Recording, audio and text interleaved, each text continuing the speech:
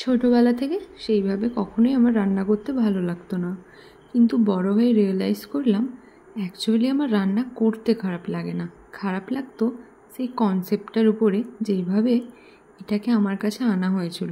বলা হতো রান্না করতে শিখ, মেয়ে হয়েছিস রান্না করতে হবে, পরের ঘরে গিয়ে কী খাবি, কী খাওয়াবি, নয়তো লোকের বাড়িতে গিয়ে কথা শুনতে হবে। এই জিনিসগুলো আমার ঠিক ভালো লাগতো না, সেই জন্য আমি রান্না করতাম না। কিন্তু এখন বড় হয়ে বুঝেছি রান্না করা অ্যাকচুয়ালি মজারই একটা কাজ। রান্না করতে করতে অনেক মজা করতে পারি, অনেক রকমভাবে আনন্দ করি, নিজের সাথে সময় কাটাতে পারি। তাই আজ একটা ছুটির দিনে আমি একটা ছোট্ট রান্না করছি, ভেন্ডির টক। সকলেই এটা জানেন, কিন্তু তবুও একটা ছোট্ট রেসিপি শেয়ার করলাম। ভেন্ডিগুলোকে কেটে কাঁচা লঙ্কা জিরের ফোড়ন দিয়ে ভালোভাবে ভেজে নিলাম। তারপর একটা তেঁতুলের জল বাটিতে গুলে রেখেছিলাম, সেটাকে সেই ভাজাটার মধ্যে দিয়ে দিলাম। এই রেডি হয়ে গেছে আমার তেঁতুলের টকের ভেন্ডি। কেমন লাগলো জানাবেন। ধন্যবাদ।